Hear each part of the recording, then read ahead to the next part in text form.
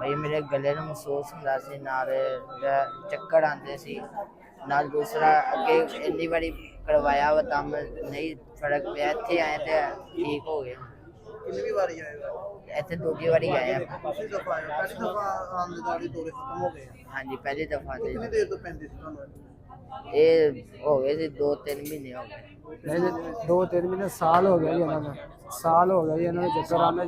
हाँ जी, जिथे भी लैके जाते हैं ना बड़ी बड़ी जगह ते लैके गए हैं, मुल्तान तक लैके गए हैं। और फिर वो कहते सी असीं नहीं जाना हैगा। इन्हें शाम ਦੇ ਨਾਲ ਤੇ ਦੌਰੇ ਪੈ ਜਾਂਦੇ ਤਾਂ ਡਿੱਗ ਪੈਂਦਾ, ਸ਼ਾਮ ਬੇਹੋਸ਼ ਹੋ ਜਾਂਦਾ ਸੀਗਾ। ਕਿੰਨੀ ਦੇਰ ਫਿਰ ਕੇ ਆਪ ਹੀ ਹੋਸ਼ ਚ ਆ ਜਾਂਦਾ ਸੀਗਾ।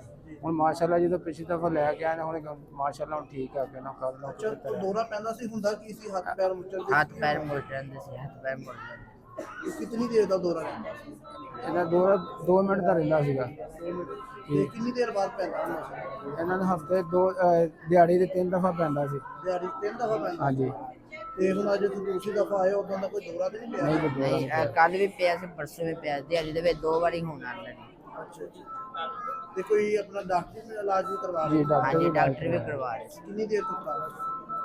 ਡਾਕਟਰੀ ਅਸੀਂ 2-3 ਮਹੀਨੇ ਡਾਕਟਰ ਦਾ ਇਲਾਜ ਕਰਵਾਇਆ ਵਾ। ਡਾਕਟਰ ਨੇ ਕਿਹਾ ਜੀ, ਉਹਨੇ ਮੈਡੀਸਨ ਲਾਈ ਸੀ। ਉਹਨੇ ਕਿਹਾ ਮੈਡੀਸਨ ਜਿੰਨੀ ਦੇਰ ਖਾਏਗਾ ਠੀਕ ਰਹੇਗਾ ਬੱਚਾ, ਜਦੋਂ ਨਹੀਂ ਖਾਏਗਾ ਫਿਰ ਨਹੀਂ ਠੀਕ ਹੋਏਗਾ। ਤੇ ਕੋਈ ਪਰਮਾਨੈਂਟ ਇਲਾਜ ਵੀ ਦੱਸਦੇ ਸੀ ਇਹਨਾਂ ਦਾ? ਜੀ ਇਲਾਜ ਕਰਦੇ ਸੀਗੇ। ਨਹੀਂ, ਕੋਈ ਇਲਾਜ ਦੱਸਦੇ ਸੀ ਕਿ 10 ਇਲਾਜ ਆਪਰੇਸ਼ਨ ਕਰੀਏ, ਇਹ ਕਰੀਏ ਤਾਂ ਠੀਕ ਹੋ ਜਾਏਗਾ ਬੱਚਾ? ਨਹੀਂ, ਡਿਪਰੈਸ਼ਨ। ਮਿਰਗੀ ਦਾ ਦੱਸਦੇ ਸੀਗੇ ਜੀ। ਤੇ ਮੈਡੀਸਨ ਵੀ ਇਹਨਾਂ ਨੇ ਖਿਲਾਈ, ਤੇ ਮੈਡੀਸਨ ਨਾਲ ਸੁਣਨਾ ਨਹੀਂ ਮਿਲਿਆ? ਨਹੀਂ ਜੀ।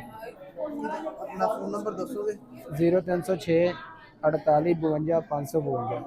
ਤੇ ਦਰੂਦ ਮਹੱਲਾ ਇੱਥੇ ਦਾ ਕਿਸ ਤਰ੍ਹਾਂ ਪਤਾ ਚੱਲਿਆ? ਇੱਥੇ ਕਿਸੇ ਕੋਲ ਅਸੀਂ ਡਰੈਸ ਲਿਆ ਸੀ, ਮਹੱਲੇਦਾਰ ਕੋਲ ਡਰੈਸ ਲੈ ਕੇ ਦਿੱਤੇ ਵੀ ਇੱਥੇ ਲੈ ਕੇ ਜਾਓ ਤੇ ਇਨਸ਼ਾਅੱਲਾ ਠੀਕ ਹੋ ਜਾਏਗਾ। ਮਹੱਲੇਦਾਰ ਨੂੰ ਕੀ ਮਸਲਾ ਸੀ? ਉਹਨਾਂ ਨੇ ਨਾ ਉੱਥੇ ਕੋਈ ਹੋਰ ਹੀ ਮਸਲਾ ਸੀਗਾ, ਕੋਈ ਡਰੈਸ ਉਹਨਾਂ ਨੇ ਕਿਹਾ ਸੀ ਇੱਥੇ ਕੋਈ ਫਲਾਣ ਵਸਾਇਆ ਲੈ ਗਿਆ ਸੀਗਾ ਉੱਥੇ, ਤੇ ਮੇਰੇ ਘਰ ਉਹ ਠੀਕ ਹੋ ਗਿਆ ਮਾਸ਼ਾਅੱਲਾ, ਤੁਸੀਂ ਵੀ ਲੈ ਕੇ ਜਾਓ। ਜੀ ਜੀ।